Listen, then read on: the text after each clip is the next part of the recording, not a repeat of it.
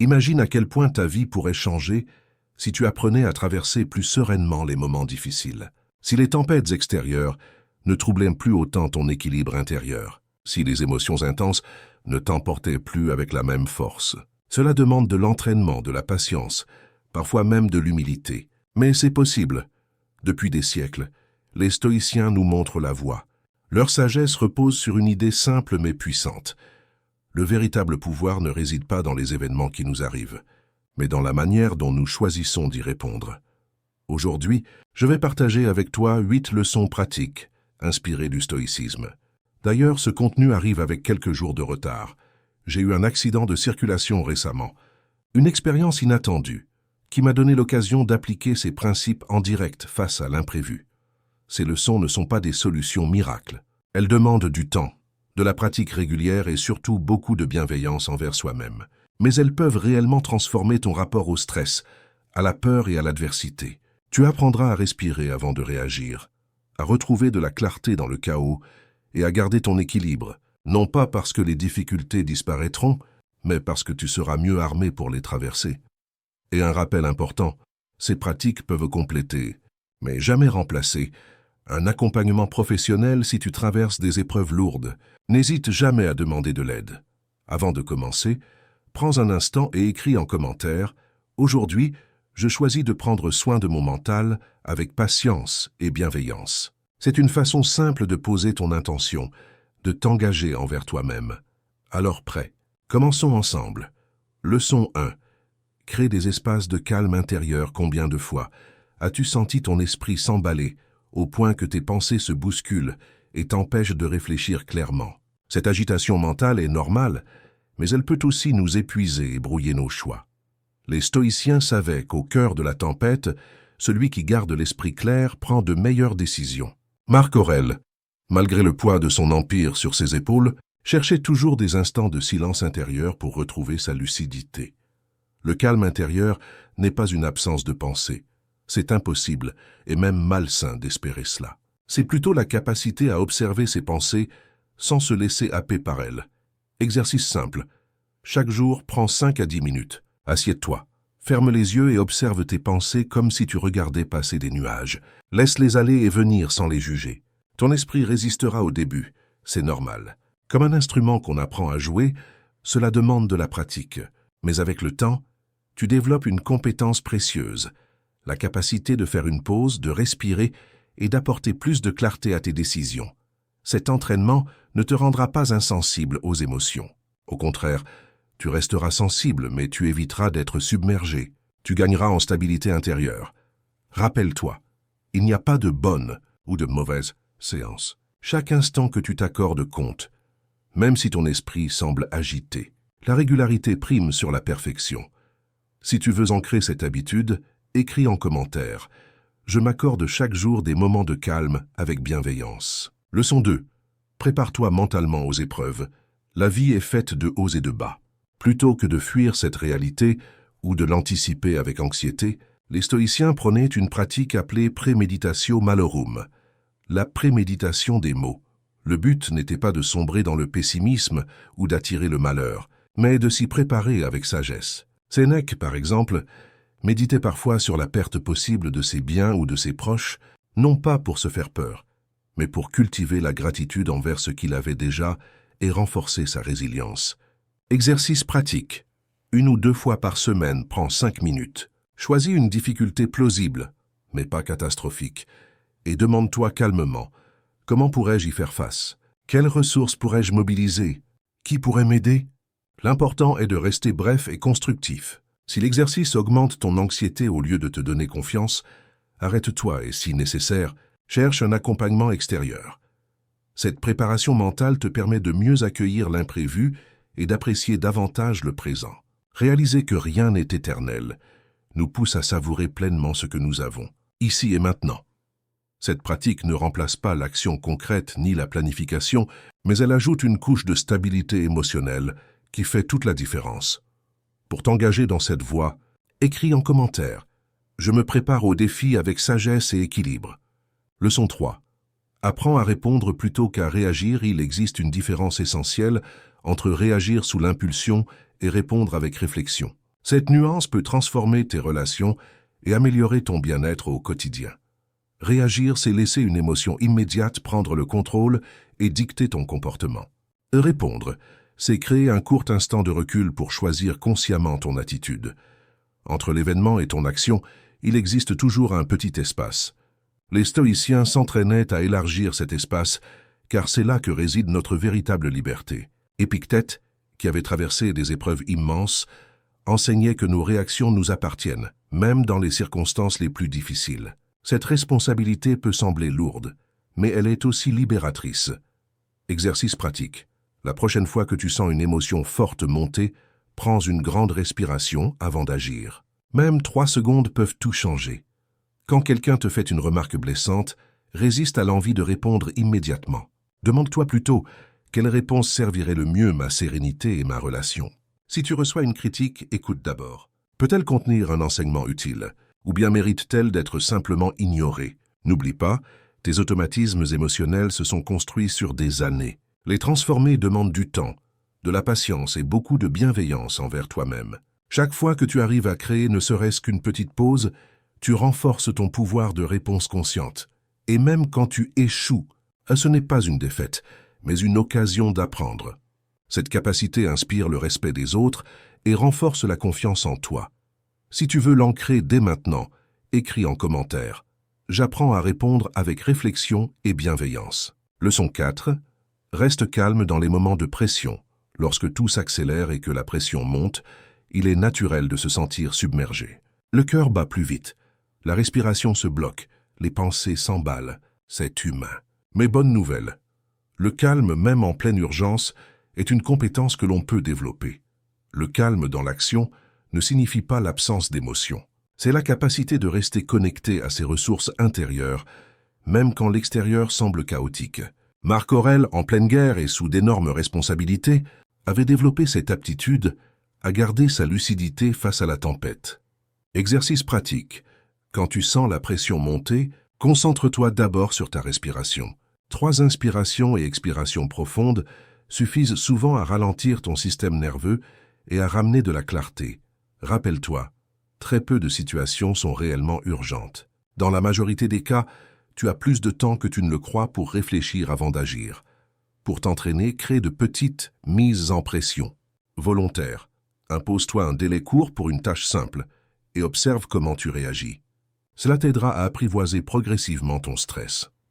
Pendant ces exercices, remarque tes signaux d'alerte. À quel moment ton corps t'indique-t-il que tu es tendu? Est-ce une accélération du cœur, une crispation dans les épaules, une agitation mentale? Reconnaître ces signaux est le premier pas pour mieux les réguler. Ensuite, développe tes propres stratégies. Une phrase intérieure rassurante, un geste qui te recentre, une technique de respiration qui fonctionne pour toi. Important. Si le stress devient trop lourd ou affecte ta santé, il est essentiel de demander de l'aide à un professionnel. Si tu veux renforcer cette pratique, écris en commentaire. Je développe mon calme et ma clarté, même sous pression. Leçon 5. Préserve ton énergie pour ce qui compte vraiment. Ton énergie mentale et émotionnelle est une ressource précieuse. Elle n'est pas infinie, et pourtant beaucoup d'entre nous la gaspillent dans des préoccupations sur lesquelles ils n'ont aucun pouvoir réel. Résultat, on se retrouve épuisé, dispersé, et moins disponible pour ce qui est réellement important. Les stoïciens avaient une clé simple mais puissante. Distinguer ce qui dépend de nous de ce qui ne dépend pas de nous. Ce qui dépend de toi, tes actions, tes choix, tes efforts, la façon dont tu réagis.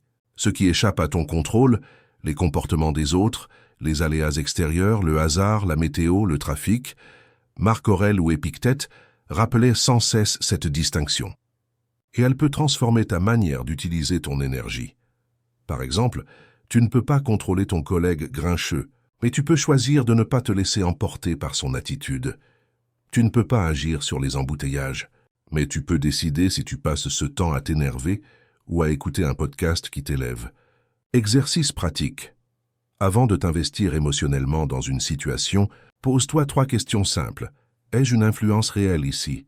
Mon énergie investie peut-elle vraiment changer quelque chose? Est-ce que cela me rapproche de mes objectifs importants? Si la réponse est non, et redirige doucement ton attention. Cela ne veut pas dire devenir indifférent, mais apprendre à être sélectif. Concentre ton énergie sur tes proches, tes projets, ta santé, ton apprentissage, ton évolution personnelle. C'est dans ces domaines que ton investissement crée de vrais résultats. Petit à petit, tu sentiras la différence. Moins d'épuisement inutile. Plus de vitalité dirigée vers ce qui nourrit vraiment ta vie. Pour ancrer cette intention, écris en commentaire. J'apprends à utiliser mon énergie avec sagesse et discernement. Leçon 6. Transforme ton anxiété en allié. L'anxiété fait partie de la vie. Elle n'est pas une ennemie à abattre, mais une émotion qui, si on apprend à l'écouter, peut devenir une précieuse alliée. L'anxiété est souvent un signal. Ton esprit attire ton attention sur quelque chose d'important. Les stoïciens ne cherchaient pas à supprimer leurs émotions, mais à les transformer. Marc Aurèle, par exemple, transformait ses inquiétudes en réflexions claires et en plans d'action. Exercice pratique. Quand tu sens l'anxiété monter, commence par respirer lentement et profondément, puis demande-toi, que cherche-t-elle à me dire? Est-ce une préparation à mieux faire, comme avant une présentation? Est-ce une invitation à mieux organiser un aspect de ta vie, par exemple ton budget? Au lieu de la rejeter ou de la laisser t'envahir, utilise cette énergie pour agir. Voici quelques outils concrets. Respiration profonde pour calmer le système nerveux. Écriture. Notez tes inquiétudes pour les clarifier. Action fractionnée. Divisez un grand problème en petites étapes. Kitamaseo tesarapiti. Gérable. Partage. En parler à une personne de confiance. Mouvement. L'exercice physique aide à libérer la tension accumulée. Le but n'est pas de supprimer l'anxiété, ce serait irréaliste, mais de transformer son agitation en vigilance utile. Bien sûr, si ton anxiété devient trop lourde ou persistante, demande l'aide d'un professionnel. Ce n'est pas un signe de faiblesse, mais de sagesse. En choisissant de l'écouter avec bienveillance, tu transformes une émotion envahissante en force constructive. Si tu veux incarner cette nouvelle approche, écris en commentaire. J'écoute mon anxiété avec bienveillance et je la transforme en action positive. Leçon 7. Apprends à rebondir avec bienveillance. La résilience, c'est cette force silencieuse qui nous permet de nous relever après un échec, une perte ou une déception. Ce n'est pas un don réservé à quelques-uns. Nous pouvons tous la cultiver pas à pas, avec patience et compassion envers nous-mêmes. Les stoïciens nous rappelaient que les difficultés ne sont pas seulement des obstacles, mais aussi des maîtres exigeants. Ils ne niaient pas la douleur, mais cherchaient à comprendre ce qu'elle pouvait enseigner. Comment développer ta résilience? Quand tu traverses un revers, commence par t'autoriser à ressentir. La tristesse, la frustration, le découragement sont naturels. Les refouler ne ferait que retarder la guérison. Puis, quand tu te sens prêt, demande-toi avec douceur, qu'est-ce que cette expérience peut m'apprendre? Comment puis-je grandir à travers elle? Un projet qui échoue peut t'avoir apporté des compétences nouvelles. Une déception peut t'avoir révélé ce qui compte vraiment pour toi. Un obstacle peut t'avoir poussé à chercher du soutien ou à renforcer des liens précieux. La résilience ne se construit pas dans la précipitation. Elle a besoin de temps, de repos et parfois d'aide extérieure. S'entourer de personnes bienveillantes est une force immense. Et si tu as du mal à rebondir après des épreuves répétées, l'accompagnement d'un professionnel peut être une ressource précieuse. Chaque fois que tu te relèves, même doucement, tu renforces ta confiance pour l'avenir. La résilience n'est pas l'absence de chute, mais la certitude que tu peux toujours te relever. Pour ancrer cette intention, écris en commentaire « Je développe ma résilience avec patience et compassion envers moi-même ». Leçon 8. Garde tes objectifs en perspective. Dans la tempête des urgences quotidiennes, il est facile de perdre de vue ce qui compte vraiment. Les stoïciens nous rappellent que garder ses valeurs en ligne de mire est un ancrage puissant. Marc Aurèle, malgré le poids immense de son rôle d'empereur, revenait toujours à sa mission, servir et agir avec justice. C'est ce cap qui lui permettait de traverser les crises sans perdre de vue l'essentiel. Exercice pratique. Prends régulièrement quelques minutes pour réfléchir à tes vraies priorités. Quelles sont tes valeurs fondamentales? Quels sont tes objectifs de cœur? Ceux qui te donnent le sentiment d'avancer dans la bonne direction. Quelle trace veux-tu laisser dans le monde? Quand un revers survient, demande-toi, est-ce que cela remet vraiment en cause mes objectifs profonds? Que puis-je apprendre de cette situation pour avancer encore mieux? Cette perspective transforme les obstacles. Au lieu d'être des catastrophes, ils deviennent des détours qui, parfois, révèlent un chemin encore plus juste pour toi.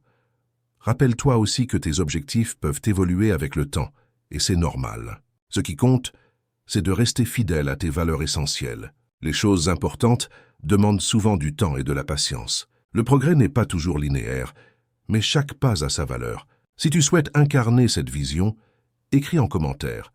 Je garde mes valeurs en perspective avec bienveillance et flexibilité.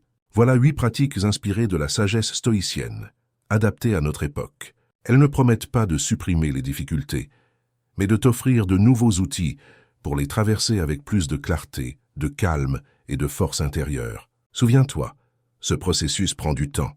Il y aura des jours où tout semblera fluide, et d'autres où ce sera plus difficile. Chaque petit effort compte, même les respirations conscientes, même les pauses silencieuses. Ces approches ne remplacent pas l'accompagnement professionnel si tu traverses une période particulièrement difficile. Demander de l'aide est un signe de sagesse et de courage. Le but n'est pas d'atteindre une perfection irréaliste, mais de progresser, pas à pas, vers plus de sérénité, de sagesse et d'équilibre. Si tu veux sceller ton engagement, écris dans les commentaires. Je commence ce chemin de développement personnel avec patience et bienveillance. Et si ce contenu t'a inspiré, abonne-toi et partage-le. Ensemble, nous pouvons cultiver une communauté qui avance non pas par la force mais par la clarté, la résilience et le calme intérieur.